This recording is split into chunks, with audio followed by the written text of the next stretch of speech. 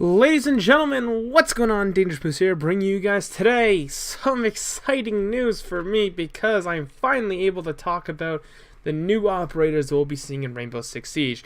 Now, I know this information dropped a little while back, but I didn't want to do any videos on it too soon because there wasn't too much to talk about, or I was waiting for even if there's going to be more stuff announced, but given that we're really close to the drop date, I don't see anything necessarily coming soon, unless it's like an obvious trailer that gives it all away, and even then, I'll probably wind up talking about it then. Now, first off, excuse my mouse, because my mic is right beside my mouse, I'm going to be doing some clicking back and forth, but today we'll be talking about the two new Canadian JTF2 operators in Rainbow Six Siege.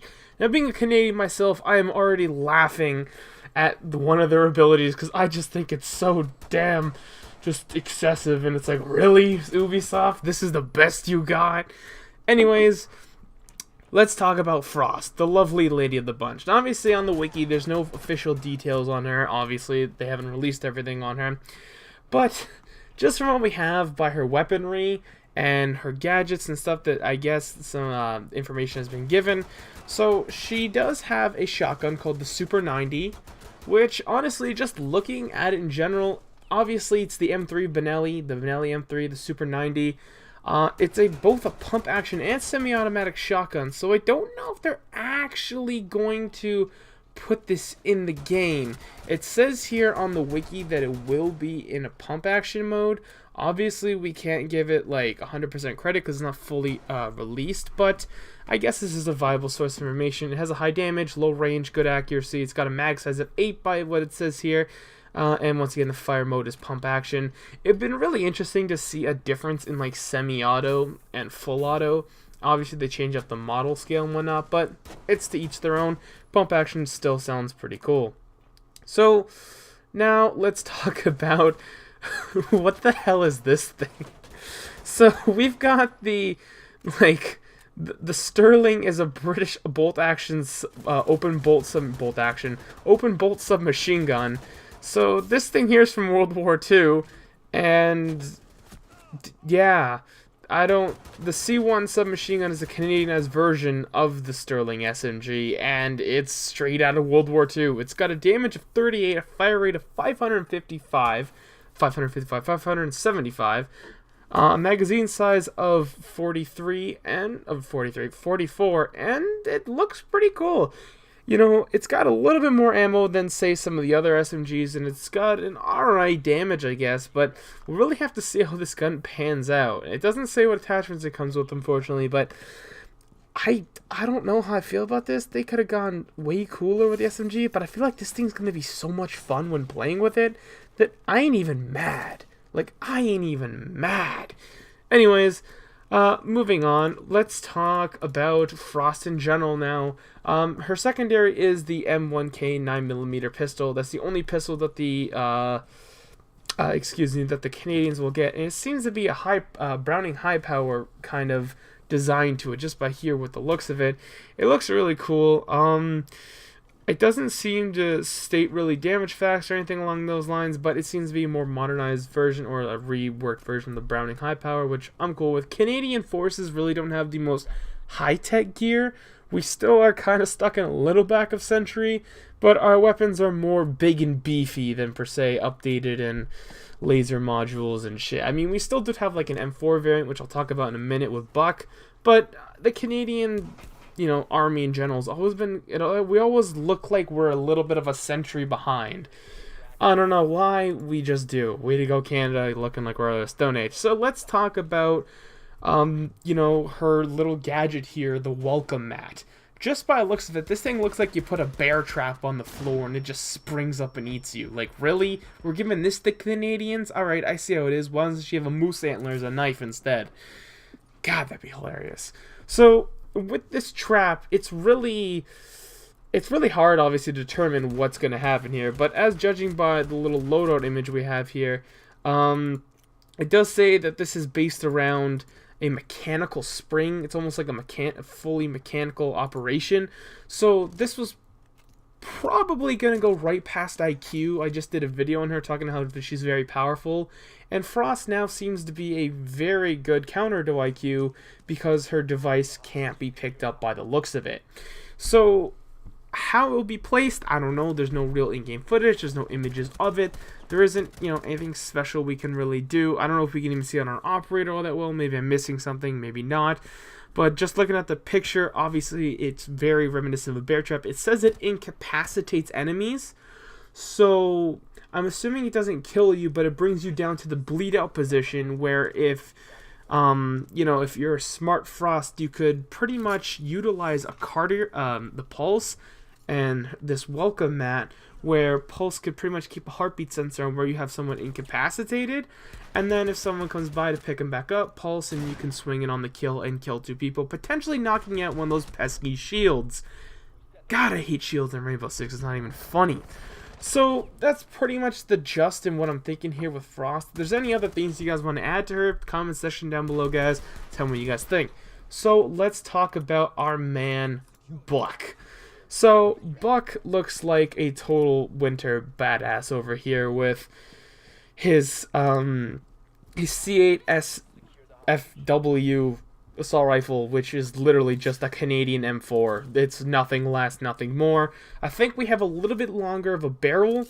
It literally just stands for Special Forces Weapon. C8 Special Forces Weapon. Variant has a special 15-inch barrel that differs from other variants of the rifle. If you guys ever see what an actual C8 looks like, imagine just a big M16. Like, it's got a stupid barrel on it and no quad rails. This one here is more built towards an M4-ish design, as you can tell, but it's still got a big barrel. So it's got a max damage of 42, a fire rate of 837, and a magazine size of 30. And honestly, I'm really liking the way this gun just kind of sounds already. I've been a big M4, you know, fan, just the way it looks, just the way it's designed. I'm really going to use this gun because there really is no cool special operations M4 besides like maybe the what's Ash's one, like the RC4, I believe it's called. I can't remember what her carbine's called, but you guys know what I'm talking about. Just looking at this assault rifle, I'm really interested in using it.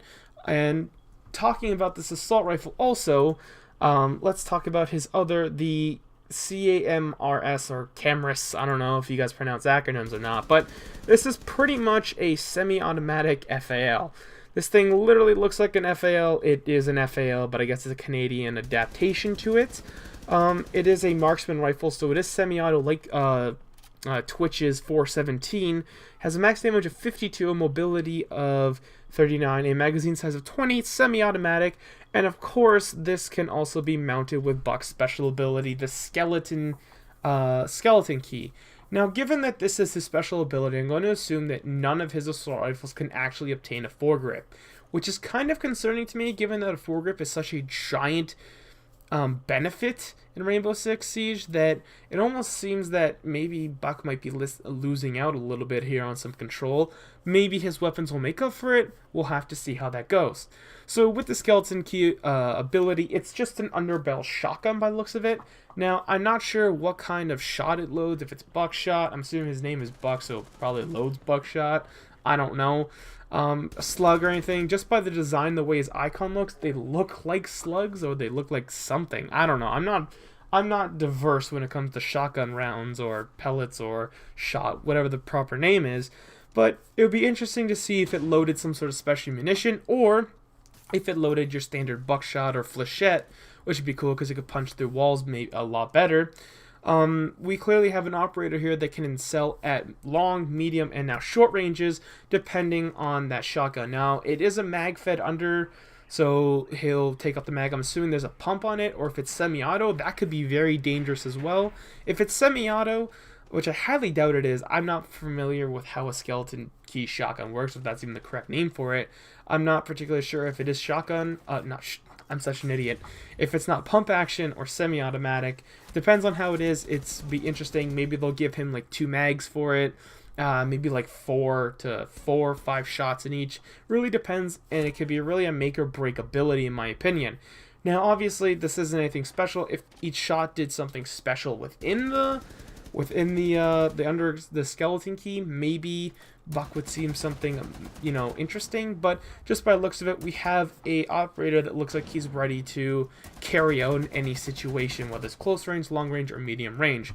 Honestly, that M4 assault rifle is looking really good, especially with this under barrel shotgun cool thing we got going on here. I'm really liking the looks of this. Now, we do have the stun grenade as a gadget and the breach charge. Given in each scenario, we'll see how Buck plays out, obviously, when it comes out.